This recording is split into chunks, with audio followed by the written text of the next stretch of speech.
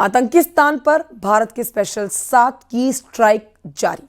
दुनिया के अलग अलग देशों में आतंक परस्त पाकिस्तान को भारत बेनकाब कर रहा है।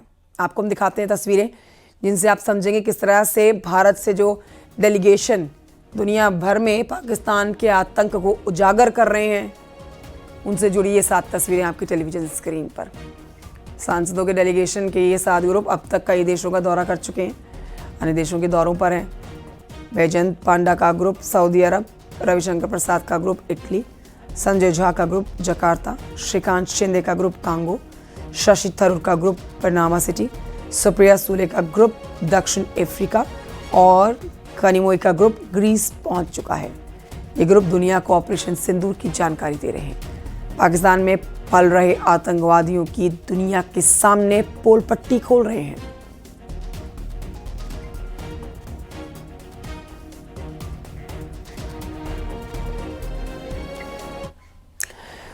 तो आतंकवाद पर पाकिस्तान को बेनकाब करने शशि थरूर की अगुवाई वाला डेलीगेशन पनामा पहुंच चुका है। डेलीगेशन ने नेशनल असेंबली का दौरा किया, जहां उन्होंने आतंकवाद के खिलाफ भारत के रुख को पेश करने के लिए सांसदों के एक चुनिंदा समूह से मुलाकात की।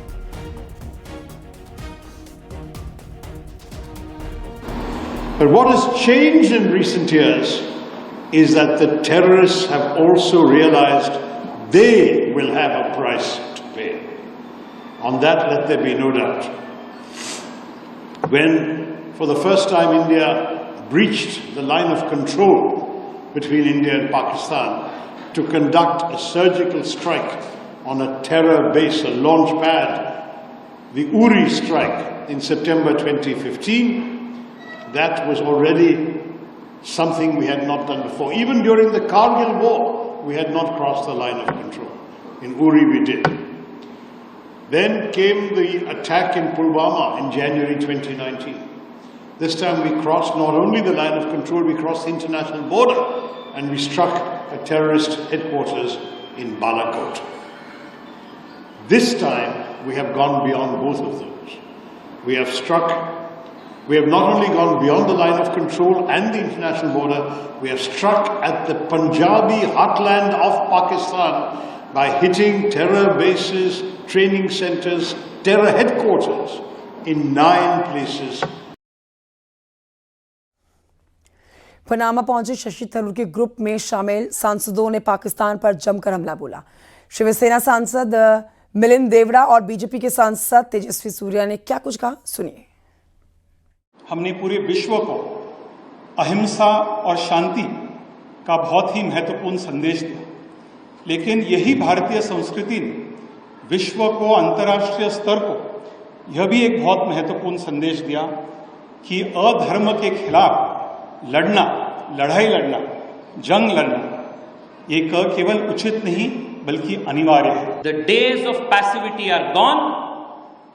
अगर आप अपने ऊपर हमला करेंगे तो भारत एक बार नहीं 100 बार भी ऑपरेशन सिंदूर करने के लिए ताकतवर है। इसलिए सिर्फ भारत की लड़ाई नहीं है, भारत की जंग नहीं है अकेला, ये हम सब का जंग है, पूरे विश्व का जंग है। Which is why as one world we must come together to defeat terrorism.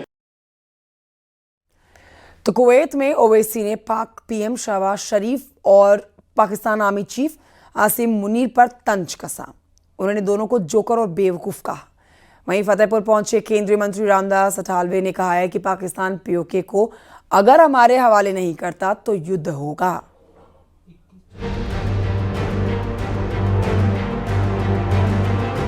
Kuwait में AIMIM अध्यक्ष असदुद्दीन ओवैसी ने पाकिस्तानी प्रधानमंत्री शहबाज शरीफ और आर्मी चीफ मुनीर पर तंज कसा।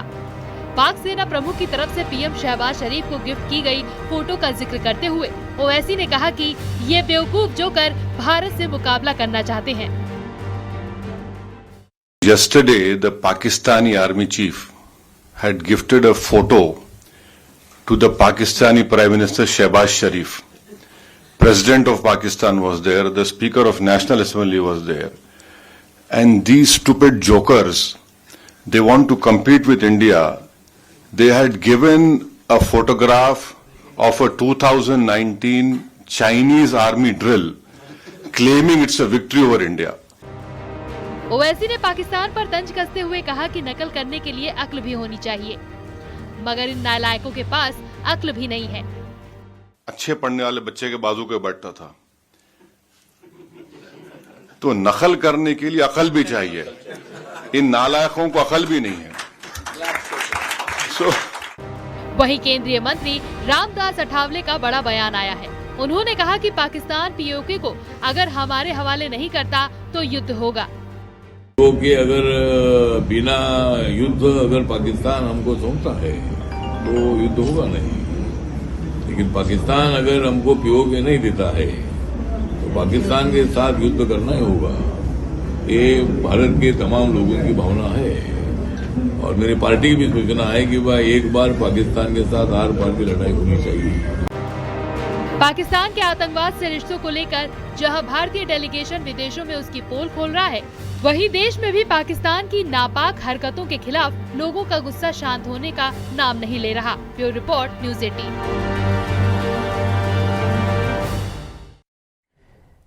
तो वहीं दूसरी तरफ आपको बताएं कि सुप्रिया सुले की अगुवाई में भारतीय डेलीगेशन दक्षिण अफ्रीका पहुंचकर पाकिस्तान के खिलाफ समर्थन जुटा रहा है। डेलीगेशन ने साफ संदेश दिया है कि भारत अब किसी तरह की हिमाकत को बर्दाश्त नहीं करने वाला। That you must tell the truth to the world, and we all in one voice must condemn any terrorism anywhere in the world. And we have come with a message of peace, love, harmony. At the same time, we must not forget that India is not going to tolerate any violence against any Indians anymore. And that's the message that we have come. Our first effort will always be peace. And India is one country which has never initiated a war ever. और आगे बढ़ते आपको बताएं कि रविशंकर प्रसाद की अगुवाई वाला delegation Italy पहुंचा। इससे पहले आतंक के खिलाफ इस लड़ाई में भारत को फ्रांस का भरपूर समर्थन मिला। रविशंकर प्रसाद की अगुवाई वाले इस डेलीगेशन ने फ्रांस पहुंचकर भारत की जीरो टॉलरेंस पॉलिसी को दोहराया।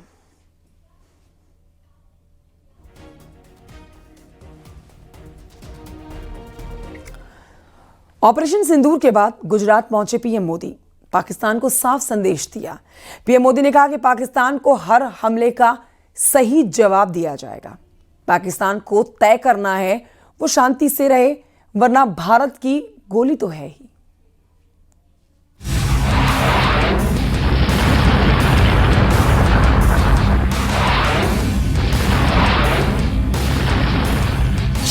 प्रधानमंत्री नरेंद्र मोदी ने पाकिस्तान सरकार और उसकी सेना पर जमकर हमला बोला। उन्होंने कहा ये लोग आतंकवाद को अपने फायदे के लिए इस्तेमाल कर रहे हैं। ये आपकी सरकार और आपकी सेना आतंकवाद को समर्थन दे रही है। आतंकवाद पाकिस्तान की सेना और सरकार के लिए पैसा कमाने का जरिया बन गया है। पाकिस्तान के युवकों को तय करना होगा, पाकिस्तान के बच्चों को तय करना होगा, क्या ये रास्ता उनके लिए ठीक है? पीएम मोदी ने पाकिस्तान के लोगों से कहा कि वे शांति से रहना चाहते हैं या भारत की गोली खाना चाहते हैं, ये उन्हें तय करना है। पाकिस्तान को आतंक की बीमारी से मुक्त करने के लिए पाकिस्तान के अवाम को आगे आना होगा, पाकिस्तान के नौजवानों को आगे आना होगा। सुख चैन की जिंदगी जियो, रोटी खाओ, वरना मेरी गोली तो है ही। पीएम मोदी के गुजरात दौरे का दूसरा दिन है। गुजरात के कच्छ जिले के भुज शहर में पीएम मोदी ने रैली की। इस दौरान ऑपरेशन सिंदूर को लेकर पीएम मोदी ने पाकिस्तान को साफ शब्दों में चेतावनी दी है। न्यूज़ 18 के लिए ब्यूरो रिपोर्ट।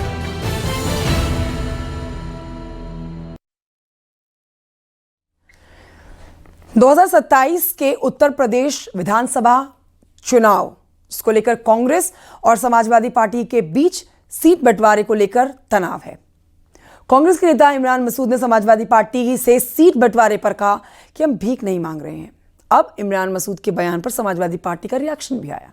समाजवादी पार्टी का कहना है कि इमरान मसूद के बयान से सिर्फ कांग्रेस को नुकसान होगा। देखिए रिपोर्ट।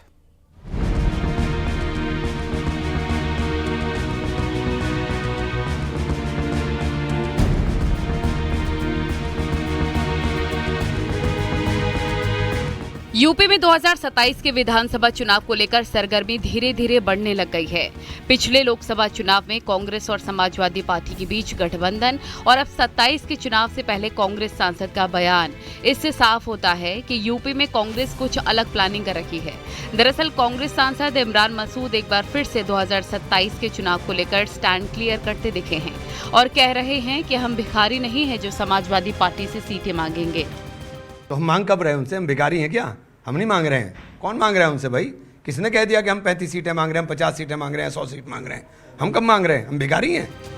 यही नहीं, इमरान मसूद बस यही नहीं रुके, बल्कि ये भी कह दिया कि समाजवादी पार्टी क्यों प्रेशर में आ रही है। हम लड़ाई लड़ रहे हैं, इस बार चुनाव में दिखा देंगे।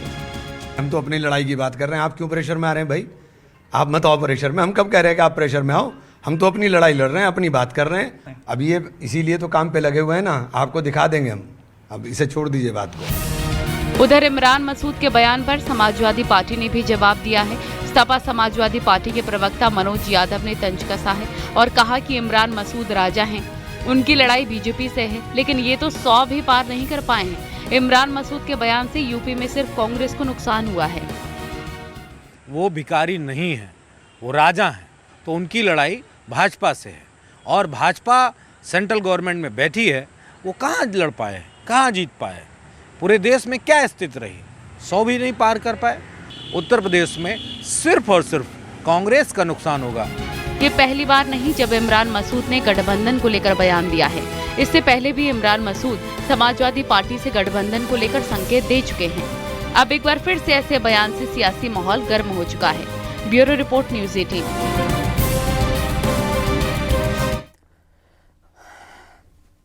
उधर गाजियाबाद और ग्रेटर नोएडा दोनों जगहों से लिफ्ट फंसने की खबरें आई जो हैरान करने वाली है। गाजियाबाद में सोसाइटी में एक बच्चा लिफ्ट में फंस गया, तो वहीं यथार्थ हॉस्पिटल में लिफ्ट के अंदर आधे घंटे तक 16 लोग फंसे रहे। देखिए रिपोर्ट और सावधानी बरतिए।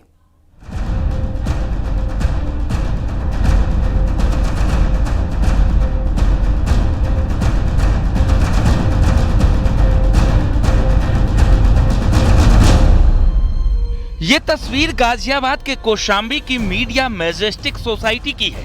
सीसीटीवी की इस तस्वीर को शुरू से अंत तक आपको दिखाएंगे कि कैसे एक बच्चा लिफ्ट में फंसने के बाद छटपटाता रहा। तस्वीर में देख सकते हैं, लिफ्ट खुली है, बाहर से एक बच्चा आता है और बटन दबाकर लिफ्ट में घुसने की कोशिश करता है। लिफ्ट बंद होने लगती है तो बाहर चला जाता है और फिर से बटन दबाकर वो अंदर आता है। फिर लिफ्ट बंद हो जाती है।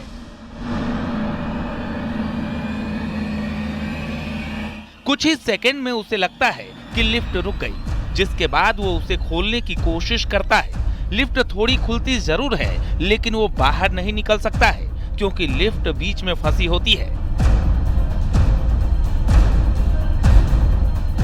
फिर लिफ्ट बंद हो जाती है। परेशान बच्चा फिर से बटन दबाता है, लेकिन लिफ्ट नहीं खुलने से वो घबरा जाता है। उसके बाद वो चारों ओर देखता है और सीसीटीवी की ओर इशारा करता है।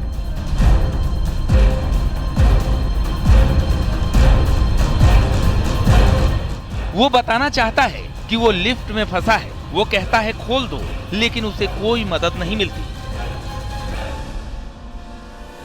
बच्चा फिर लिफ्ट को पूरी ताकत से खोलने की कोशिश करता है। फिर लिफ्ट उतनी ही खुलती है और बच्चा मायूस हो जाता है। फिर से बटन दबाता है, लिफ्ट का गेट पीटता है और फिर जोर जोर से रोने लगता है।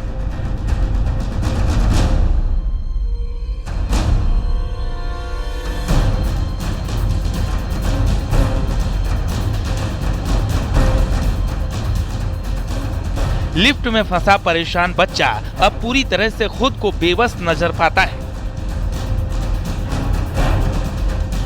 सीसीटीवी की ओर जाकर जोर जोर से रोने लगता है। सीसीटीवी में मदद की गुहार लगाता है।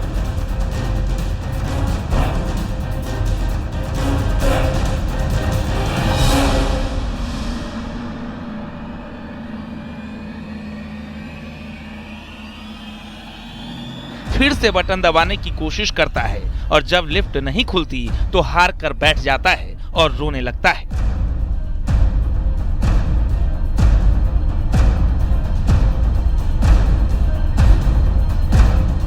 लिफ्ट में फंसा बच्चा बार बार लिफ्ट खोलने की कोशिश करता है और ये प्रक्रिया करीब 10 मिनट तक खुद को बचाने के लिए वो करता है।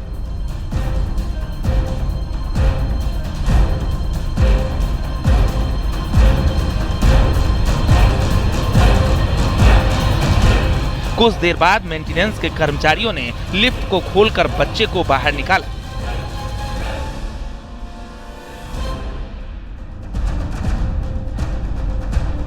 गाजियाबाद में जहां एक मासूम लिफ्ट में फंसा रहा, वहीं ग्रेटर नोएडा वेस्ट के यथार्थ हॉस्पिटल के लिफ्ट में 16 लोग आधे घंटे तक फंसे रहे, जिसमें बुजुर्ग, बच्चे, मरीज और तीमारदार भी शामिल थे। लिफ्ट फंसने का वीडियो वायरल हो रहा है। कोई सुनने वाला नहीं है, बार बार शिकायत कर ली।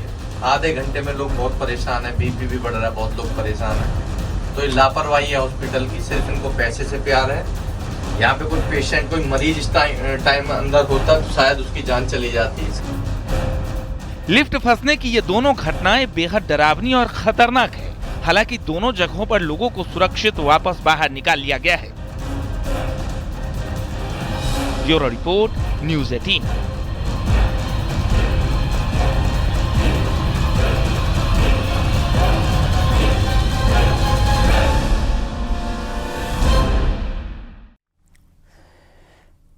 प्यार के लिए चांद तारे लाने की बात हो या फिर दुनिया छोड़ने की बात हो, लड़कों के बारे में आपने अक्सर सुना होगा कि वो अपनी गर्लफ्रेंड के लिए कुछ भी कर सकते हैं, लेकिन एक लड़की अपने प्रेमी के लिए चोर बन गई।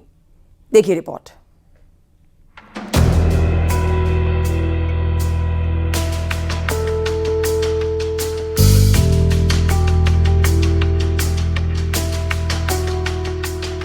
मामला बहराइच जिले का है, जहां प्रेमी को खुश करने के लिए महिला नौकरानी ने चोरी की वारदात को अंजाम दे दिया। घर में काम करने वाली नौकरानी ने अपने प्रेमी को आर्थिक रूप से मजबूत करने के लिए मालिक के घर में रखे अलमारी से कैश और सोने चांदी के ज्वेलरी पर हाथ साफ कर दिया और फरार हो गई। तो सर कम से कम 10 तोला सोना था, सिस्टर का सोना था, मम्मी का सोना था, और उसका 20,000 रुपये एक बार में गायब किए थे। 20,000 इस बार में, जब इस बार में 20,000 रुपये गायब किए तो हमने सोचा देखे लाइए सोना भी देख लेते हैं। कैसे देखा तो सोना भी उसमें था ही नहीं कुछ, ना खाली 2 टप्स पड़े हुए हैं सोने के, बाकी चैन, कड़े और 3 हार, मम्मी का हार सब गायब है। हालांकि मामले की जानकारी मिलने के बाद सीसीटीवी की मदद से पुलिस ने महिला और उसके प्रेमी को गिरफ्तार कर लिया है। बताया जा रहा है कि कोतवाली नगर इलाके के बसीरगंज निवासी साहिल सगीर के घर में हुई बड़ी चोरी के बाद जब पुलिस ने तफ्तीश की तो घर में काम करने वाली नौकरानी ही चोर निकली। पुलिस ने जब कड़ाई से पूछताछ की तो उसने अपने प्यार के लिए चोरी करने की घटना को कबूला। पुलिस ने रिपोर्ट लिखा, रिपोर्ट में फिर जब इसकी छानबीन की गई तो एक उनके घर जो नौकरानी जो लड़की है जो काम करती थी उस पर संदेह व्यक्त किया गया। फिर उससे ज़्यादा पूछताछ किया तो उसने पूरी घटना कबूल कर लिया और उसने भी कबूल किया कि हमारा उसका एक लड़के से दोस्ती थी, उसके लिए मैंने मोटरसाइकिल और काफ़ी उसके कपड़े वगैरह और बाकी सामान उसको खरीद कर दिया था। दोनों को पकड़ा गया, दोनों को जेल भेजा गया। फिलहाल पुलिस ने चोरी का खुलासा करते हुए चोरी का सामान बरामद कर लिया है। नौकरानी और उसके प्रेमी अरुण को गिरफ्तार कर जेल भेज दिया है। बहराइच से अखिलेश कुमार, न्यूज़ 18।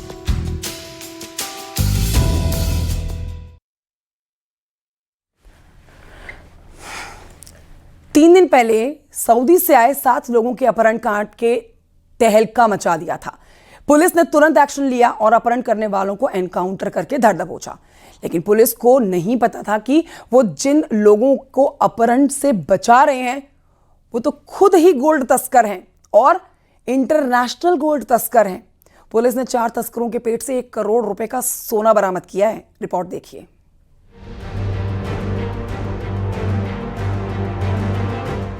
सऊदी से लौटे जिन 7 लोगों का रास्ते में अपहरण हुआ था उनमें से 4 लोगों के पेट से 1 करोड़ का सोना बरामद हुआ है।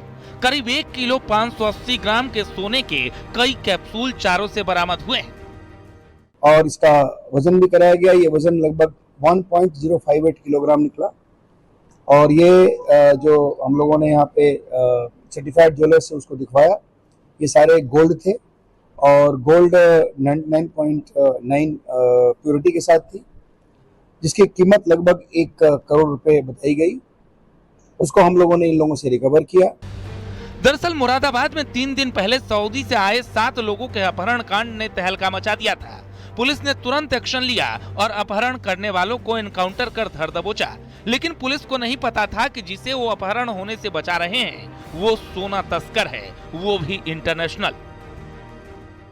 देखिए, इसमें बेसिकली जो टांडा जगह है इसके बारे में ये बहुत इनफेमस है इस तरह के केसेस के लिए, और वहाँ का एक व्यक्ति था उसमें अपहरणकर्ता में, उसके पास इस तरह के इनपुट्स थे। अब किस तरह से इनपुट आया इसकी हम लोग छानबीन कर रहे हैं। इन सभी लोगों के पास से फर्जी आई कार्ड भी बरामद हुए हैं। जब ये पकड़े जाते थे तो उनकी फर्जी आईडियों से अपना बचाव करते थे। ये काफी बड़ा गैंग है। ये लोग एक ट्रिप के 30,000 रुपए लेते थे और साल में करीब 7 से 8 बार ये ट्रिप लगाते थे।